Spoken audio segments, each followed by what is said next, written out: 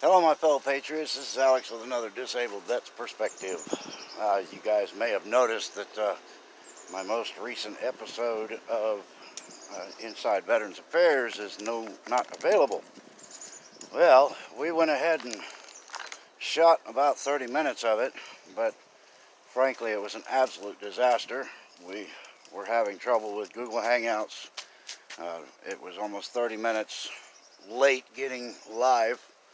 And then by the time we got live, we had right at 30 minutes left to try to put together an hour's worth of stuff.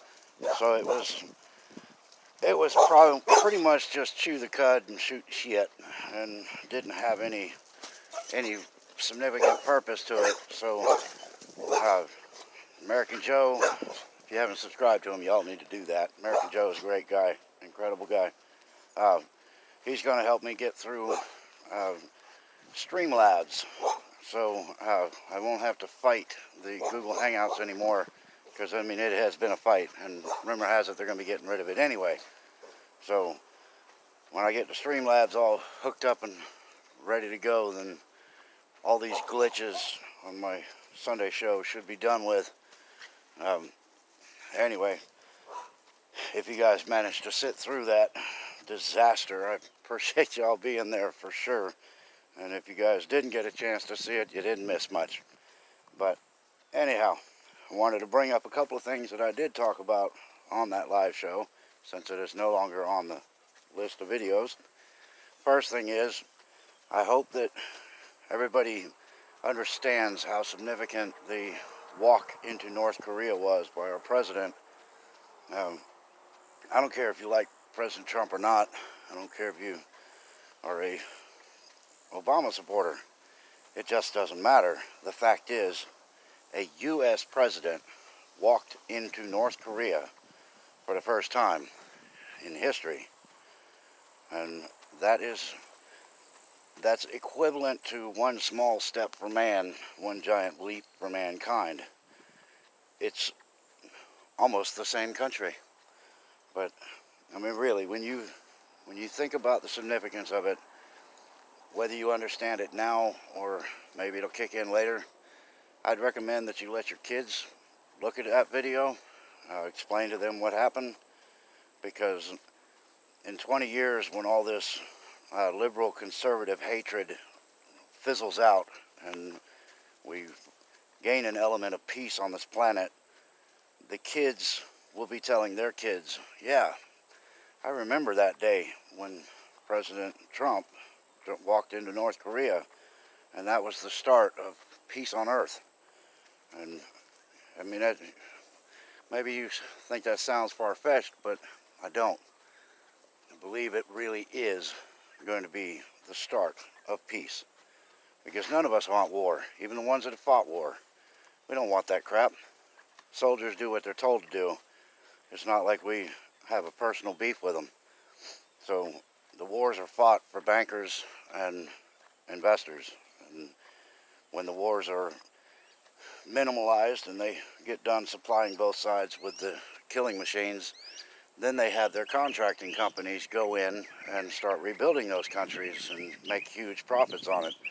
So they're supplying the war machine, and then they're supplying all of the efforts to rebuild. It's a endless pot of gold for these crooked politicians and bankers. You don't believe that? Look it up. Grandpa Bush was supplying arms in World War II, and the Rothschilds were supplying the other side.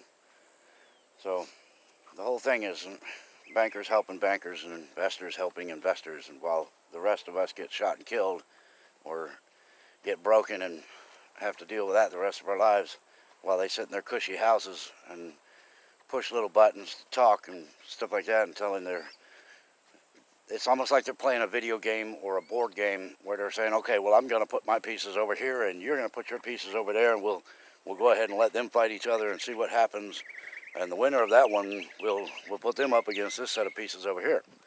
So big fat cats sitting in their offices deciding who's going to live or die and which country is going to fall and be which government is going to be replaced by their latest puppets.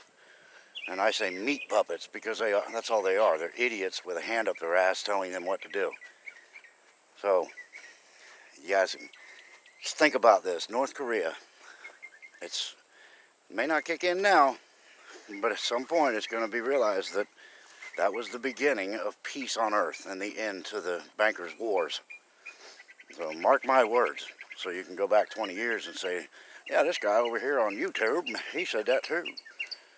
But I'll only take half the credit because it happened by our president, not by me. I just recognizing the significance of it. But anyhow, some of the stuff we went over yesterday, we were going to talk about places that offer discounts to military and to veterans. And frankly, we never got to that because we were just fighting our way along. But we were going to discuss the candidates that are up for the Democrat seat. And most of them are pathetic. So I don't know what people see in these Democrats. I just don't. Camela Harris, she's a storyteller. Even her own father is telling people to be cautious of her. And you really have to shit on your own lawn for your father to be warning the public about you. And so this woman was listening to Snoop Dogg and Tupac smoking joints before either one of those started producing albums. So that's just magical. And then she comes up with this story about her being the first group of mixed race or black children or whatever to go to a school where she grew up. And it turns out that they were integrated probably as much as almost 10 years before she even went to that school. So the storytelling is absurd, especially when you can fact check her and, immediately get the information that counters her argument. But don't worry, the mainstream media with their meat puppets are going to be chirping the dotted line, following the bouncing ball. They'll just say exactly what they're told to say, and then, everybody will have it all put under the rug. But it's just like, well, what about the fact she lied to us? Oh, look, a bird. So, yeah, don't pay attention to that lie. Look over here. We got something else going on. But also brings me to the threat of this weekend. When I say there's something else going on, the cabal is getting real close to their pinch point. They're almost at the point of no return, especially with this summit that just happened and all the world leaders lining up. The cabal has got to create an event to distract and to also maintain control. And that event could happen on the 4th. There is apparently credible threat to the Patriots that are going to be celebrating the 4th of July. But the article that I read about it was trying to write it so that it looked like a patriot was going to go off his rocker and start attacking fellow patriots. So that's their narrative that they're already staging, and be aware of that, because there are what we call fake patriots, and they're going to try to do anything they can to create a hatred for the conservative patriot. And one way to do it is to make it look like the patriots attacked themselves. It's just not going to happen. But anyhow, that's kind of what I got from now. Don't give up on us on our Sunday show. We're going to be back up and going.